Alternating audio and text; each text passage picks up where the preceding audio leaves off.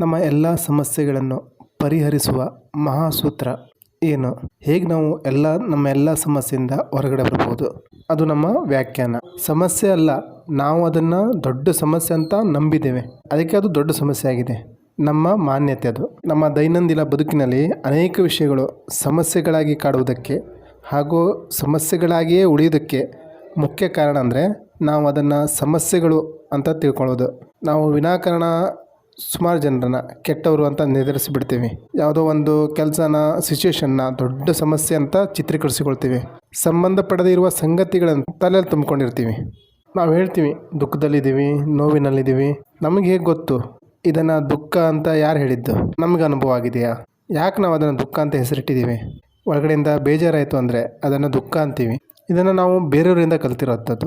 ಅವನಿಗಾಗಿದ್ದು ನಮಗಾಗಿರಲ್ಲ, ನಾವು ಅದನ್ನು ಅನುಭವಿಸಿರಲ್ಲ. ನಮಗೆ ದುಃಖ ಪಡಬಾರ್ದು, ಕೋಪ ಮಾಡಿಕೊಳ್ಬಾರ್ದು, ಇವೆಲ್ಲ ಕೆಟ್ಟದ್ದು ಅಂತ ಕಲಿಸಲಾಗಿದೆ. ಇವು ಜೀವನ ಸಂರಕ್ಷಣೆ ಮಾಡಲಿಕ್ಕೆ ಅವಶ್ಯಕ ಸಹ. ಪ್ರಕೃತಿಯಲ್ಲಿ ಏನೆಲ್ಲ ಆಗ್ತಿದೆಯೋ ಅದೆಲ್ಲ ಸರಿಯಾಗಿದೆ, ಮನುಷ್ಯ ಸರಿಯಲ್ಲ ಅಂತ ಹೇಳ್ತಾ ಇದ್ದಾನೆ. ಹೇಗೆಂದರೆ ಭಯ ಬೀಳಬಾರ್ದು ಅಂತಾರೆ, ಅದು ತಪ್ಪು ಅಂತ. ಆದರೆ ಜೀವನದಲ್ಲಿ ಭಯ ಇಲ್ಲ ಅಂದರೆ ಮನುಷ್ಯನೇ ಆಗ್ತಿರಲಿಲ್ಲ, ವಿಕಸನ ಆಗ್ತಾ ಇರಲಿಲ್ಲ.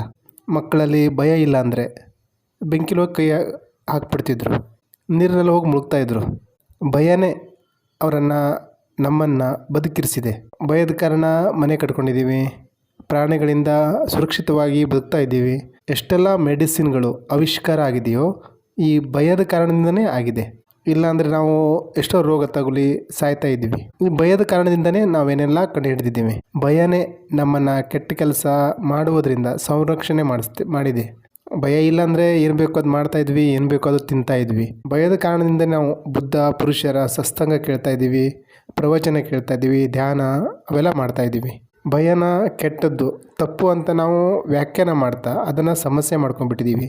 ಸೆಕ್ಸು ಕೆಟ್ಟದ್ದು ಅಂತ ಅದನ್ನು ಸಮಸ್ಯೆ ಮಾಡ್ಕೊಂಡಿದ್ದೀವಿ. ಜೀವನದಲ್ಲಿ ಏನೆಲ್ಲ ಆಗ್ತಾ ಇದೆಯೋ ಅದೆಲ್ಲ ಸರಿಯಾಗಿದೆ.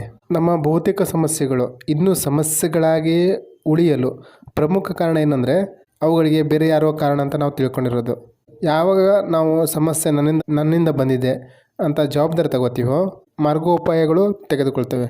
ಈ ಪ್ರಪಂಚದಲ್ಲಿ ಎಲ್ಲರೂ ಸರಿ ಇದ್ದಾರೆ. ಒಂದು ವೇಳೆ ರಿಪೇರಿ ಆಗಬೇಕಾಗಿರೋ ವ್ಯಕ್ತಿ ಏನಾದರೂ ಇದ್ದರೆ ಅದು ನಾನೇ. ಅಂದರೆ ಸಮಸ್ಯೆ ಅನ್ನೋದು ಯಾವುದೇ ಸಮಸ್ಯೆ ಇಲ್ಲ, ಅದನ್ನು ಸಮಸ್ಯೆ ಎಂದು ತಿಳ್ಕೊಳ್ತೀವಲ್ಲ ಅದು ನಿಜವಾದ ಸಮಸ್ಯೆ. ನಾವೇನು ಮಾಡ್ತೀವಿ ಅಂದರೆ ಎಲ್ಲದಕ್ಕೂ ಜಡ್ಜ್ ಮಾಡ್ತಾ ಕೂತಿದ್ದೀವಿ. ಇದು ಸರಿ, ಇದು ತಪ್ಪು. ಪ್ರೇಮ, ಆನಂದ ಇದು ಸರಿ ಅಂತೀವಿ, ಕೋಪ ಕೆಟ್ಟದಂತೀವಿ. ಕೋಪನೇ ಪ್ರೇಮವಾಗಿ ಬದಲಾಗುತ್ತೆ ಅನ್ನೋದು ನಮ್ಗೆ ಗೊತ್ತಿಲ್ಲ. ನಮ್ಮ ವ್ಯಾಖ್ಯಾನ ತಪ್ಪು. ಜೀವನ ಹೇಗಿದೆಯೋ ಅದಕ್ಕೆ ತಕ್ಕಾಗಿ ನಮ್ಮ ವ್ಯಾಖ್ಯಾನ ಇಲ್ಲ.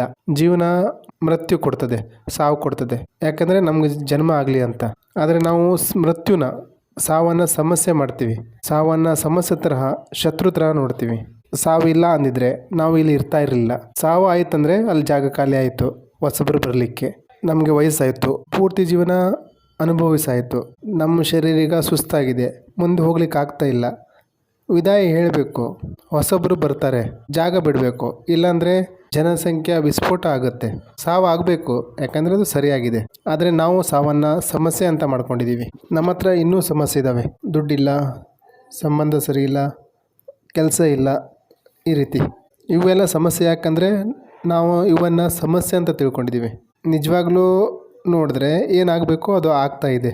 ಒಂದು ವೇಳೆ ನಾವು ಒಂದು ದೇವಸ್ಥಾನಕ್ಕೆ ಹೋಗೋ ಟೈಮಲ್ಲಿ ಯಾರಾದರೂ ಬಂದು ನಮ್ಮ ಹತ್ರ ಗಲಾಟೆ ಮಾಡ್ತಾರೆ, ಜಗಳ ಮಾಡ್ತಾರೆ, ಮನಸ್ಸಿಗೆ ಬೇಜಾರಾಗುತ್ತೆ, ನಾವು ದೇವಸ್ಥಾನಕ್ಕೆ ಹೋಗಲ್ಲ, ನಮಗೆ ದೇವ್ರ ಮೇಲೆ ಕೋಪ ಬರುತ್ತೆ. ಆದರೆ ಈ ರೀತಿಯೂ ಆಗ್ಬೋದು. ಅವರು ನಿಮ್ಮ ಹತ್ರ ಜಗಳಕ್ಕೆ ಬಂದಿಲ್ಲ ಅಂದಿದ್ದರೆ ನೀವು ಯಾತ್ರೆಗೆ ಹೊರಡ್ತಾ ಇದ್ರಿ, ದೇವಸ್ಥಾನಕ್ಕೆ ಹೋಗ್ತಾಯಿದ್ರಿ, ಹೋಗೋ ದಾರಿಲೇ ಆಕ್ಸಿಡೆಂಟು ಆಗ್ಬೋದಿತ್ತು. ಯಾರಿಗೆ ಗೊತ್ತು ಏನಾಗ್ಬೋದಿತ್ತು ಅಂತ. ನಿಮ್ಮನ್ನು ಉಳಿಸ್ಲಿಕ್ಕೆ ಆ ವ್ಯಕ್ತಿನೇ ಬಂದು ಗಲಾಟೆ ಮಾಡಿರ್ಬೋದು. ಇದು ಪ್ರಕೃತಿಯ ನಿಯಮ ಆಗಿರ್ಬೋದು. ಆದರೆ ನಾವು ಈ ಸಿಚುವೇಶನ್ನ ತಪ್ಪು ರೀತಿಯಲ್ಲಿ ಯೋಚಿಸ್ತೀವಿ ಮತ್ತು ಸಮಸ್ಯೆ ಮಾಡ್ಕೊಳ್ತೀವಿ. ಆ ಕ್ಷಣ ನಮಗೆ ಅದು ಅರ್ಥ ಆಗಲ್ಲ, ಆ ಕ್ಷಣ ನಮಗೆ ಅದು ಸಮಸ್ಯೆ ಥರನೇ ಕಾಣುತ್ತೆ. ಈಗ ನೋಡಿದರೆ ನಮಗೆ ಎಷ್ಟೋ ಸಮಸ್ಯೆಗಳು ಆವಾಗ ಬಂದಿಲ್ಲ ಅಂದಿದ್ರೆ ನಾವು ಇಲ್ಲಿ ತನಕ ಬಂದು ಮುಟ್ತಾ ಇರಲಿಲ್ಲ. ನೀವೀಗ ಎಲ್ಲಿದ್ದೀರಾ? ಅದಕ್ಕೆ ಆ ಘಟನೆಗಳೇ ಎಷ್ಟೋ ಕಾರಣ ಆಗಿರುತ್ತವೆ. ನಾವೀಗ ಒಳ್ಳೆ ಮಾರ್ಗದಲ್ಲಿ ಎಷ್ಟೋ ನಡೀತಾ ಇದ್ದೀವಿ ಅಲ್ವಾ? ನಾನು ಸಹ ಲವ್ ಫೇಲ್ಯೂರು, ಬಿಸ್ನೆಸ್ ಲಾಸು ಎಲ್ಲ ಅನುಭವಿಸ್ಕೊಂಡು ಬಂದಿದ್ದೀನಿ. ಈಗ ನಿಜವಾದ ಪ್ರೇಮ ಪ್ರೀತಿ ಏನು ಅಂತ ಅರ್ಥ ಆಗಿದೆ. ಸಾಲ, ಕಷ್ಟ, ನೋವು, ಅವಮಾನ, ಹಸಿವು ಅರ್ಥ ಆಗಿದೆ. ಒಳ್ಳೆ ಜ್ಞಾನ ಸಿಕ್ಕಿದೆ, ಒಳ್ಳೆ ಜನರ ಸಹವಾಸ ಸಿಕ್ಕಿದೆ, ಒಡನಾಟ ಸಿಕ್ಕಿದೆ. ಇವತ್ತು ಇವೆಲ್ಲ ಸಾಧ್ಯ ಆಗ್ತಾ ಇದೆ ಅಂದರೆ, ಇವತ್ತು ಯೂಟ್ಯೂಬಲ್ಲಿ 150 ವಿಡಿಯೋ ಮಾಡಿದ್ದೀನಿ. ಇವೆಲ್ಲ ಸಾಧ್ಯ ಆಗ್ತಾ ಇದೆ ಅಂದರೆ ಅವತ್ತು ಆ ಫೇಲ್ಯೂರ್ಗಳೇ ಕಾರಣ. ಇವೆಲ್ಲ ಆಗಿದ್ದು ಆ ಹೊಡೆತದ ಪರಿಣಾಮ. ನಾವು ಮಕ್ಕಳಿಗೆ ಜಾಸ್ತಿ ಹಣ ಕೊಡಬೇಡಿ ಅಂತೀವಿ, ಹಾಳಾಗ್ತಾರೆ ಅಂತ. ಆದರೆ ನಮಗೂ ಹಣದ ಸಮಸ್ಯೆ.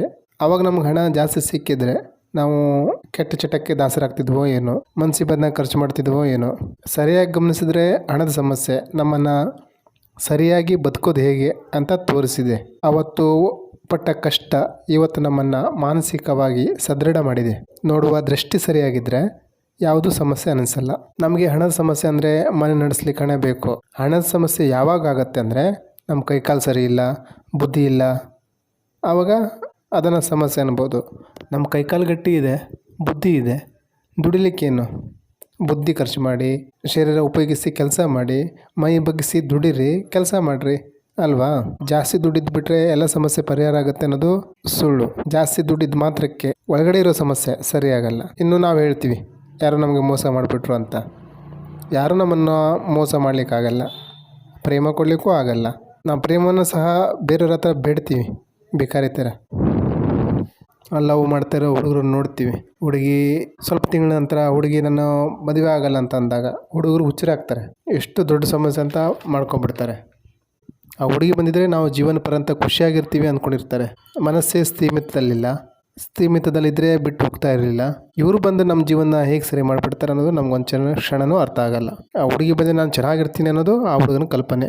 ನಮ್ಮ ಮನಸ್ಸೇ ಎಲ್ಲ ಸಮಸ್ಯೆ ಕ್ರಿಯೇಟ್ ಮಾಡುತ್ತೆ. ನೋವು, ಕಷ್ಟ, ಮೋಸ, ಅನ್ಯಾಯ ಇಂಥ ವ್ಯಾಖ್ಯಾನ ಕೊಡುವುದನ್ನೇ ಬಿಟ್ಬಿಡಿ. ಪೂರ್ತಿ ಜೀವನ ನೋಡಿ, ನಮಗೆ ಸಮಸ್ಯೆ ಎಲ್ಲೂ ಸಿಗಲ್ಲ.